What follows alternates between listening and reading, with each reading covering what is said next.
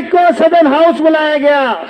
उसके अंदर सिर्फ और सिर्फ ये बहुत बड़ी उपलब्धि है कि सिर्फ एमटीएस के मुद्दे पर सदन बुलाया गया है एमसीडी के अंदर। ये कम बड़ी बात नहीं है, क्योंकि जब आप पत्राचार कर रहे थे तो कोई हाउस कोई सदन आपकी बात नहीं डिस्कस कर रहा था, मगर जब आप हड़ताल पे बैठे तो हाउस भी बुलाना पड़ा। 14 तारीख को हाउस ने फैसला किया कि सिर्फ एमटीएस के संबंध में कमेटी बैठेगी इनके मांगों को कंसीडर करने के लिए। उसके बाद 24 तारीख को और आज 28 तारीख को 2 बार उस कमेटी की बैठक हो गई। मैं नाम नहीं लेना चाहता, अधिकारी कह रहे हैं कि 3 दिन के और मच्छर रह गए हैं। आपकी हड़ताल से देखो किस पे असर पड़ रहा है। तो अगर असर नहीं पड़ रहा भाई मेरे, तो आपने हाउस क्यों बुलाया? मुख्यमंत्री क्यों मिली? आपने कमेटी क्यों बनाई? ये सिर्फ और सिर्फ आपके आंदोलन का, आपकी कुर्बानी का नतीजा है कि आज हाउस को स्पेशल कमेटी बैठानी पड़ी आपके लिए। इंकलाब! इंकलाब!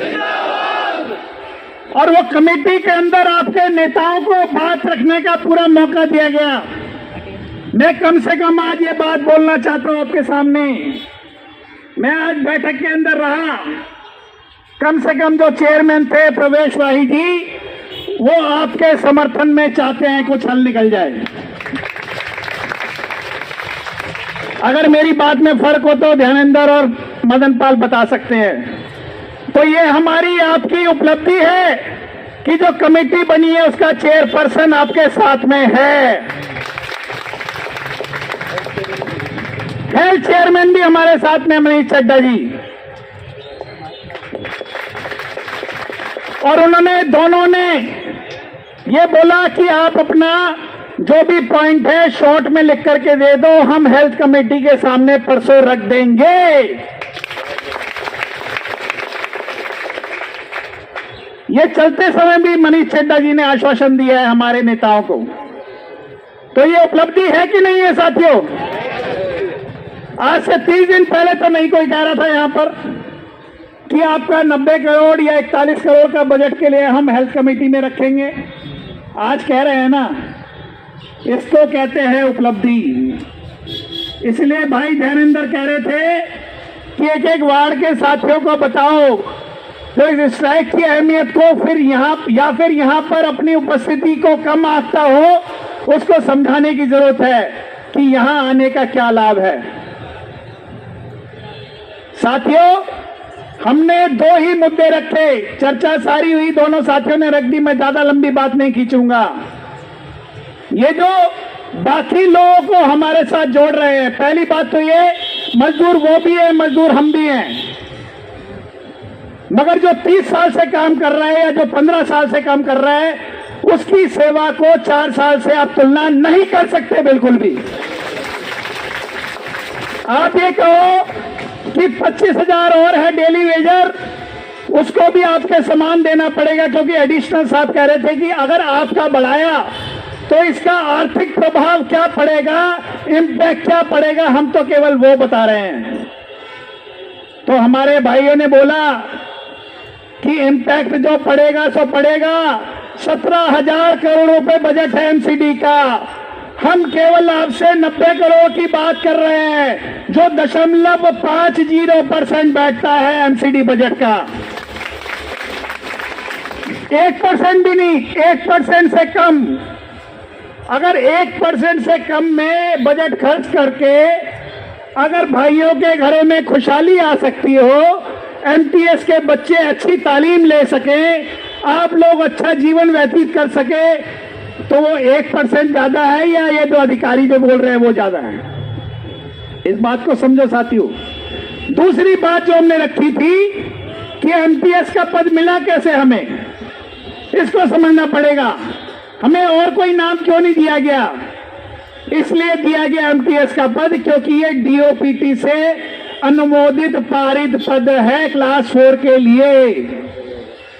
सेंट्रल गवर्नमेंट का डिपार्टमेंट है, department of personal and training, उसके के तहत पद मिलता है एमटीएस का या एमटीए का, और आपको जो केंद्र सरकार के तहत जो बेसिक पे वेरिएबल डीए, एचआरए और टीए, ये 4 मिला करके एमटीएस को मिलना चाहिए। ये मैंने नहीं लिखा, ज्ञानेंद्र ने नहीं लिखा, ये मदन ने नहीं लिखा, ये केंद्र सरकार का सर्कुलर बोलता है। ये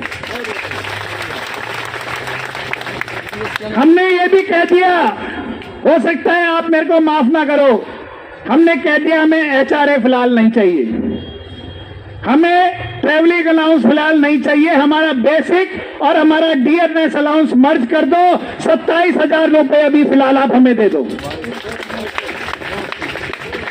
फिलहाल हमें इतना दे दो, बाकी हम लेना जानते हैं आपसे कैसे लिया जाता है। तो हमें फिलहाल ये दे दो।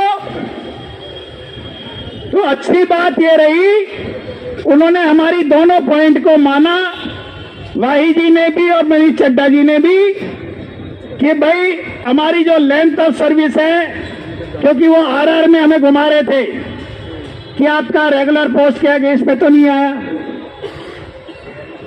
तो आपको कैसे हम दे दें अलग से। हमने कहा तो हमारी 30 साल की सर्विस का भी तो कुछ दोगे कि नहीं दोगे, मिलना चाहिए कि नहीं मिलना चाहिए। तो ये 2 पॉइंट पे ही उन्होंने दोनों ने हमें बोला है कि आप ये पॉइंट लिख करके दे दो, और इस आधार पर हम कमिश्नर साहब को और मुख्यमंत्री को प्रस्ताव बना करके भेज देंगे।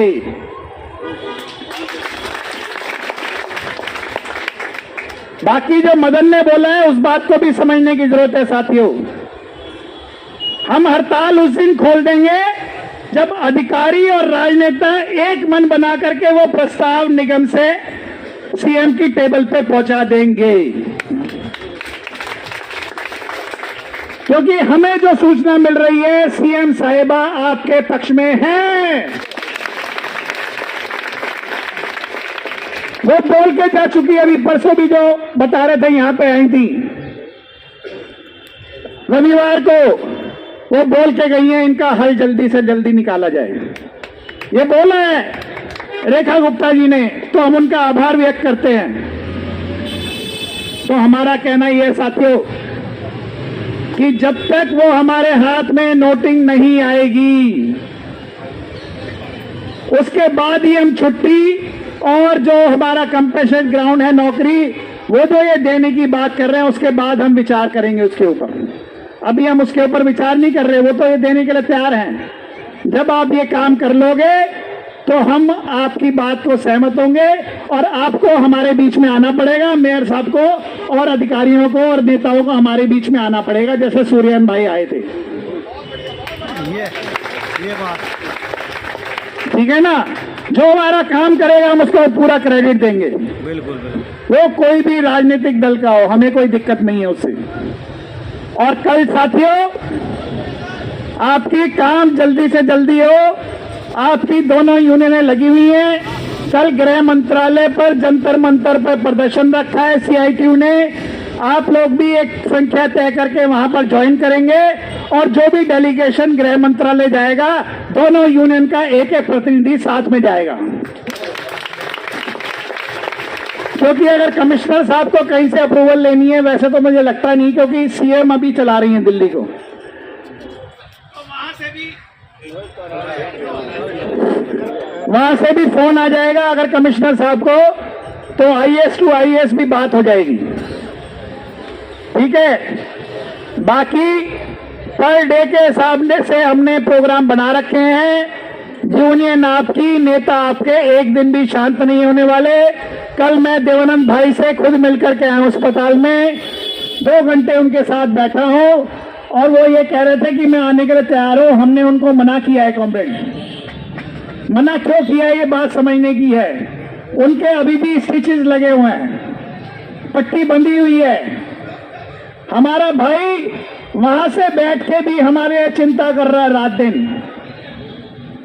तो हमने ये बोला कॉमरेड को, देवानंद को, कि आप जब तक आपको डॉक्टर डिक्लेयर ना कर दे, प्लीज आप यहां पर मत आना, इन्फेक्शन फैलने का भी डर होता है। ठीक है ना, क्योंकि देवानंद भाई की भी हमें आगे भी जरूरत पड़ेगी।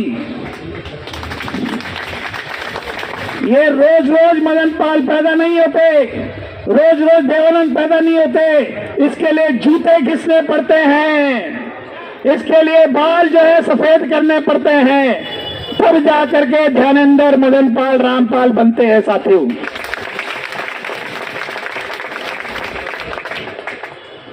हमने ये भी बोल दिया कॉमरेड को कि जब भी कोई महत्वपूर्ण सलाह लेनी होगी, बिना देवानंद से सलाह लिए हम एक कदम भी आगे नहीं बढ़ेंगे।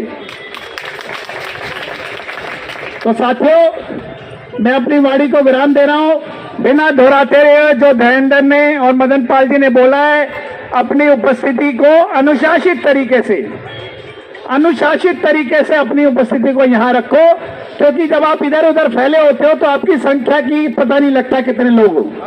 और जब यहाँ बैठ के आप गाने गाओ, कविता गाओ, कुछ भी करो, यहीं बैठ करके खाना खाना है वो भी आप यहीं खाइए, मगर यहाँ बैठ के अपना उपस्थिति हमेशा दर्ज करा के रखो। और जो इस पूरे आंदोलन के अंदर जो खर्चा भी आ रहा है, साथी सहयोग कर रहे हैं, मगर हम ये चाहते हैं कि खर्चा लगातार हड़ताल के साथ साथ खर्चे बढ़ रहे हैं, उसके अंदर भी सभी लोग दिल खोल करके अपना योगदान भी जारी रखें। ठीक है साथियों, हमने ये भी बोल दिया कि 4250 लोग हैं, हम उनकी गुहार लगाने आए हैं आपके पास में। एमटीएस जो है, आप फिलहाल केवल एमटीएस की बात करिए, और कोई जो हमारे समान है, जब वो एमटीएस बन जाएगा तब वो हकदार होगा। आप हमारे साथ जोड़ो मत उसको, अभी फिलहाल मत जोड़ो उनको। डेली वेजर है, उसको भी तो जरा जूते चिटकाने दो।